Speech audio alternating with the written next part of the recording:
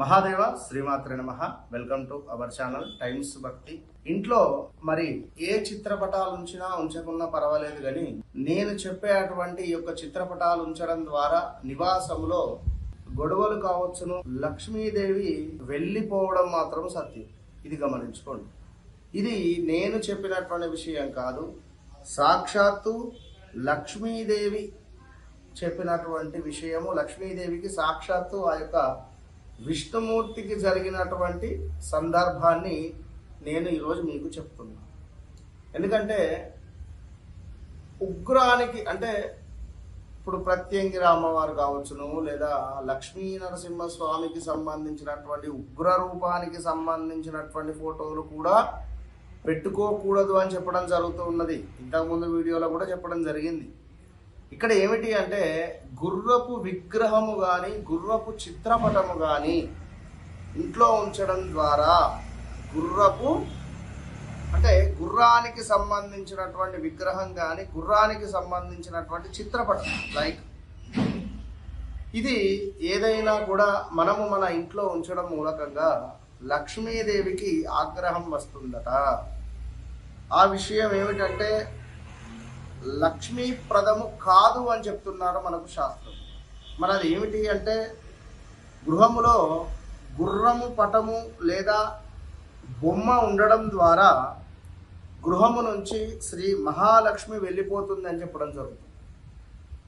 వైకుంఠంలో ఒకసారి సాక్షాత్తు మహాలక్ష్మి అమ్మవారట ఆ యొక్క గుర్రపు చిత్రపటాన్ని చూస్తుందట. చూసి తన యొక్క పుట్టింటి వారిని గుర్తు చేసుకుంటూ పరధ్యానంగా అక్కడ నిలబడుతుంది. స్వామివారు పిలుస్తూ ఉన్నారు లక్ష్మి అని.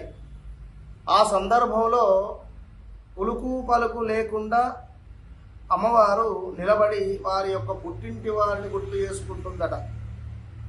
మరి ఆ క్రమంలో శ్రీ మహావిష్ణువు పిలిచినా కూడా పలకలేదట సాక్షాత్తు అమ్మవారు. అప్పుడు వైకుంఠవాసునికి కోపానికి గురి అవుతుంది యొక్క అమ్మవారు. అంటే శ్రీనివాసునికి ఆ సాక్షాత్తు మన ఏడుకొండల వారికి కోపం వస్తుంది. కోపానికి ఆ స్వామివారి యొక్క కోపానికి గురి అవుతుంది అమ్మవారు.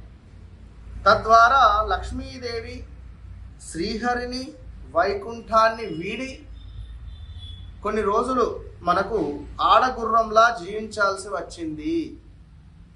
అయితే శ్రీ మహావిష్ణువు మరలా హయగ్రీవ గాథ మనకు దీనికి సంబంధించినటువంటిది నిలువెత్తు నిదర్శనము. కనుక ఎవరైనా ఇంట్లో చిత్రపటాలు గుర్రానికి సంబంధించినవి కానీ 7 గుర్రాలు లేదా 9 గుర్రాలు పరిగెడుతున్నవి అవి మీ ఇంటి ప్రధాన ద్వారం నుండి మీ ఇంట్లోకి వచ్చే విధంగా ఉంటే శ్రేయస్కరమే.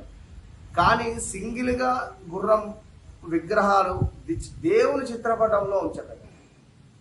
అదేవిధంగా ఈ యొక్క ఒకటే గుర్రానికి సంబంధించినటువంటి చిత్రపటము మీ హాల్లో కానీ ఎక్కడైనా బెడ్రూమ్లో కానీ పెట్టుకోవచ్చు.